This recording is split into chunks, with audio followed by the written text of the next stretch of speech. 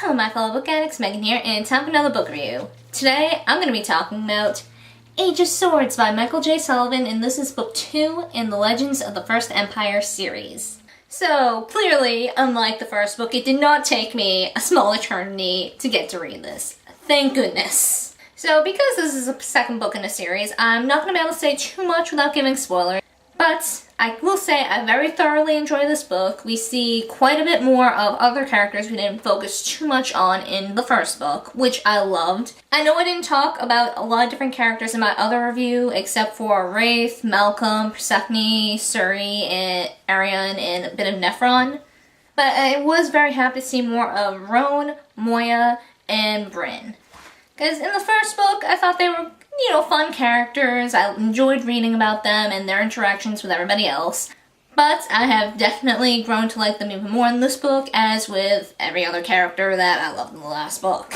But I'll go into that a bit more later in the spoilery section. Like all the other books in this little universe, I found myself really entertained. I didn't find my attention drifting or find myself bored with any specific character or what have you. This book caused me to get a little emotional.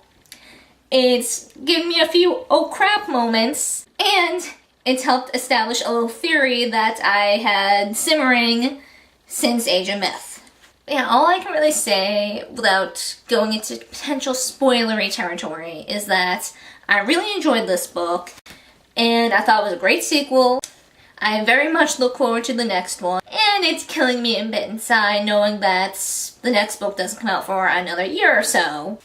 The downside of devouring a book the week it comes out. So yeah, that's really, like I said, all I can say without going into spoilery bits. So if you have not read Age of Myth or Age of Swords yet, I highly suggest you click away now and come back after you catch up. I do love how we switched locations. We start off in Dalren, but because the Frey want a little payback for what Wraith and Co. have done in Age of Myth, they decide to send, first off, a horrible storm, followed by a set of giants to cause havoc and potentially kill, the God Killer.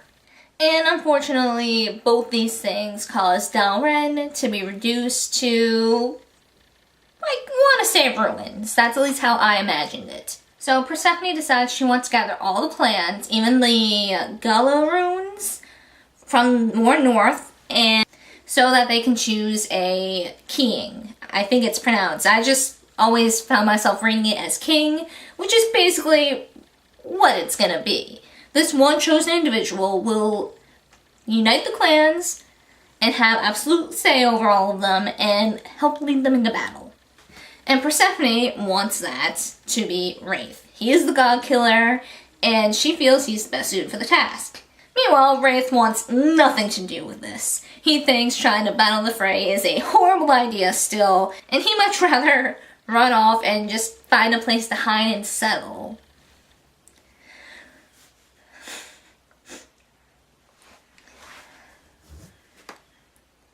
Which, all things considering, is probably the more logical choice behind all this. He is fully aware he only got the title as God Killer by pure luck. If it wasn't for Malcolm knocking Shigan unconscious and then him killing him while he's unconscious, he would have been dead. If Malcolm hadn't intervened, he'd be dead. And he had help killing Grendel as well. So basically his title as God Killer is pretty much a sham. He has no illusions of his own skill. On the topic of Wraith, it made me happy to know he found someone from his clan who wasn't killed by the Frey. I mean, sure, it's this little adolescent kid, but, it's someone of his clan still. He is not alone. Even if him being one of the two remaining of his clan means that he is chieftain. And I definitely look forward to seeing more of Tesh and Wraith and them bonding, their interactions, and just seeing Tesh grow as a character with his skills and just everything. And I gotta say, Nephron, I appreciate his dedication to trying to make things go his way. He really wants this war between the humans and the Frey to happen. He's like, yeah, we'll teach you guys how to fight. He's like, yeah, we may be faster and stronger than your kind, but we're also well trained. Big, huge difference that we can change between us and you is your skill level. We'll get you weapons, we'll teach you how to use them, we'll teach you how to fight. And he's just pushing for this so hard.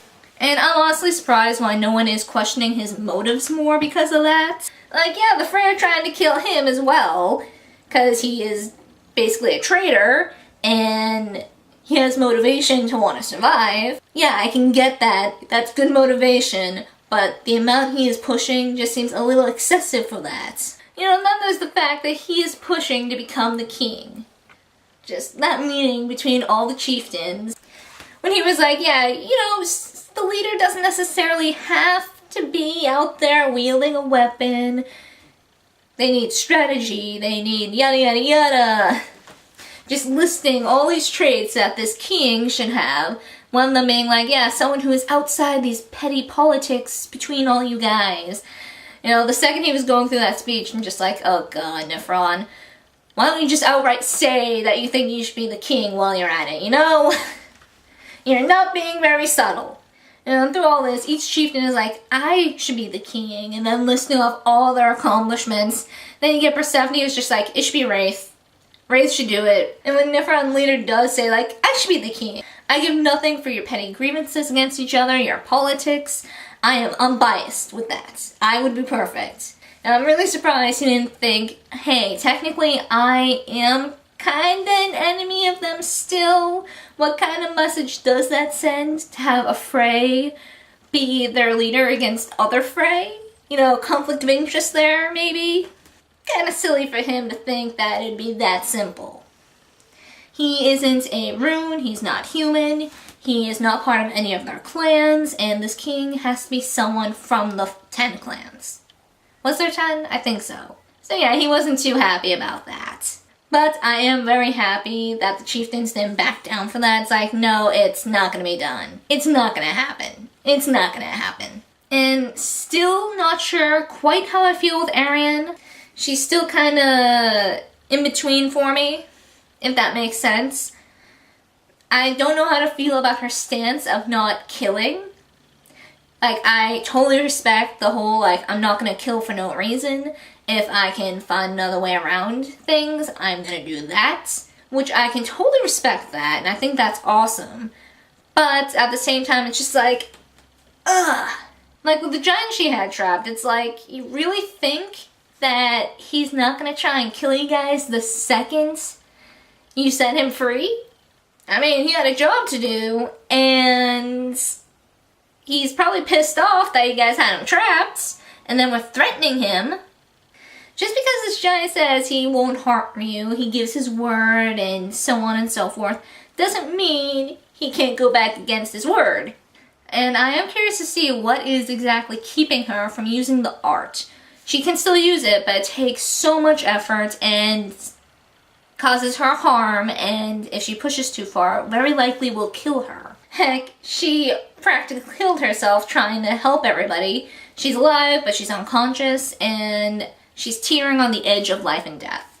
Now, as much as I'm still iffy about Arian, I don't want her to die just yet, because I do think she's cool, and she's all that Suri has left now. And just, my heart goes out for Suri so much. Just per Suri. So she's natural at the art, she is good at it, and it makes me want to see how her skills improve as the series goes on. But she's hesitant to learn the art, especially after she accidentally killed the giant that I was talking about earlier. She totally didn't mean to, but it happened, and it's spooked her a bit, understandably so. Now her and Arian, and as well as Roan, Moya, Bryn, and Persephone are going to the dwarf city to take down this demon that some dwarves they met told her about. Because Persephone is dead set on believing that if they get better weapons, Wraith will be more likely to accept the role as king. That journey that poor Suri went through, that emotional journey. Her having to sacrifice Minna to save themselves. Just the second sacrifice was mentioned, and realizing that the two things that Suri cares about most are Arian and Minna right now. It's like, oh god, either way, my heart's gonna break. Just, I knew what was gonna happen. I knew she was gonna choose Minna. And, God, my poor heart. And backtracking a bit, when we realized that this demon that the dwarves were going on about, the second they met it, and the second it was described by Arian as being something that wasn't living, just, it clicked what it was to me, and I started freaking out a bit. And then when Minna became one, it's like, oh my god, I was freaking out a bit. It was really nice to see the origins of Gilalibrans. And curious to see if maybe Suri has to make one again later on.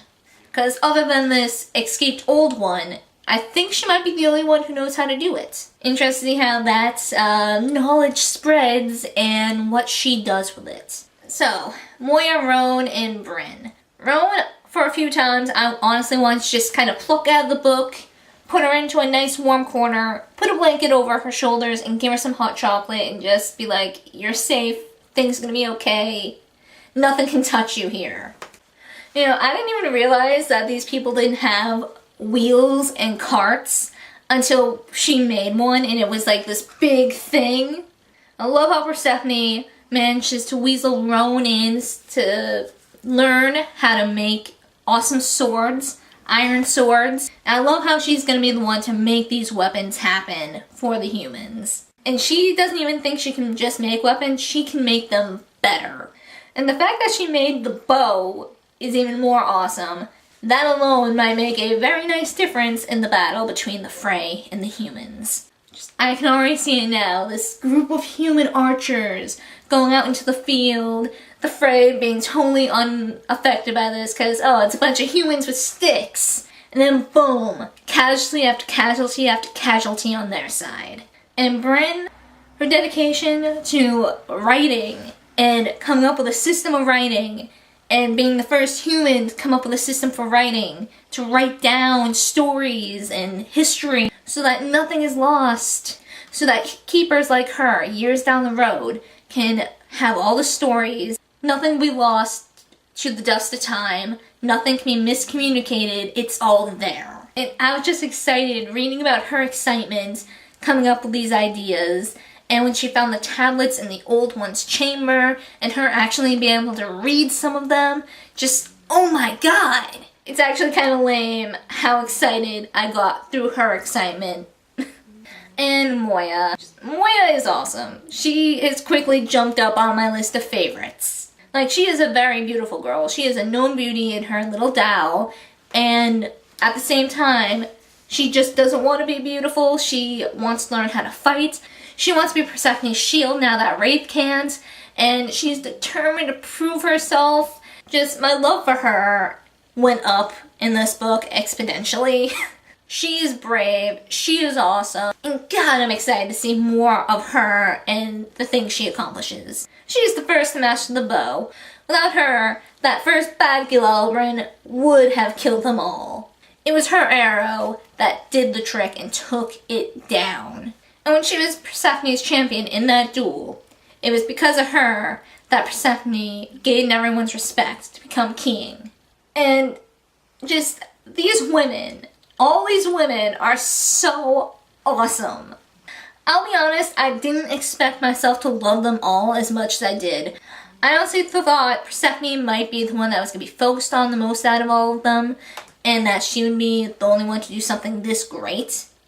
But the fact that all of them got so much time in this book, and they were all so awesome, they've all done these amazing things, and how, just the set of skills they each have, and how they utilize them and improve them and use them, it's so cool! It was something I didn't see coming, honestly, and I'm glad. I'm glad it's happened. I'm just excited to see their awesomeness grow with each book. Persephone is king, her shield is Moya, and then you got Bryn and Roan with their own tasks, and just, yes. It's because of these four women and girls, as well as Arian, that have made this possible. They're gonna have writing, they're gonna have awesome weapons, and none of this could have been accomplished if they didn't decide, we're gonna do this, let's go do this. You know, all these other chieftains are sitting on their butts, pounding their chests, being all like, I should be king because of this. God, I am not looking forward to butchering this name. The Frey Prince module. That's how I've been reading it, so that's probably how I'm going to be stuck saying it for all time now. Module, I don't have too much to say about him. I kind of want to smack him over the head a few times. The Grey Cloaks are using you. How can you not see this? Just, duh. Module, I don't like. I pitied him a little bit because he comes off as naive and childish so much still, despite the fact that he claims to be an adult. It's just like, dude, stop. Please stop. So I hope his experiences with the Grey Cloaks has taught him a little more on to be wary and to be aware and not, I don't know, trusting maybe not be the right word, but not as trusting, I guess. As I'm honestly surprised that the Grey Cloaks didn't try and talk him outright into murdering his father. But you know, there's still several books left. There could be a possibility for someone trying to do that down the line. Alright, so I got a theory going on, but there are possible Rhaenyra spoilers in there. So I'm going to do a separate section for that now. So for anyone who hasn't read the Rhaenyra Revelation series, you might not want to listen to this in case you want to avoid some spoilers. So, yeah. This will be the end of the line for you guys. So this theory probably has half a dozen holes in it, but I'm going to say it anyway, because So when I was reading Ancient Myth and Trillos was mentioned, for some reason I somehow started thinking, I wonder if this guy is Kyle / Nimbus from the Rhaenyra Revelation series. I don't know why. For some reason I made the connection and didn't think too much of it. You know, that seems like a little stretch there. Then I read Age of Swords. And it mentioned this old one who was locked deep under the earth under the Dwarf City. Also, part of that theory is that the old one is also Trillos. That was only because the connection that Nimbus was a god and he is down on earth to redeem himself for a horrible crime he committed to his daughter, and he's seeking to gain forgiveness. So, you know, he's going all around humanity trying to do good deeds and what have you.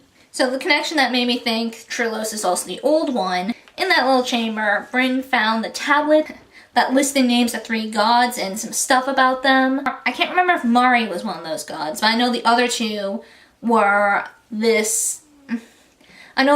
I believe, were Nimbus / Kyle's sons. So it made me think, is he writing down his story? Not just a myth or a legend, but his story. About what happened, you know, to pass the time or whatever. So that's what made me think Trillos is not only Nimbus / Kyle, but he is also the old one. As I said, it's probably a huge stretch, and I could be very much wrong, but that's a theory I have so far, and just making those connections made me really happy. It's like, oh my god, is this possible? And I look forward to seeing if my theory is right, or wrong, or somewhere in between. So yeah, with that theory said, that's all I can really say about this book, other than once again saying it was awesome, I loved it, and now time to kill some time while waiting the year or so until the next one. So that is it for this book review, and I hope to see you guys next time. Keep on reading, my fellow book addicts, keep on reading.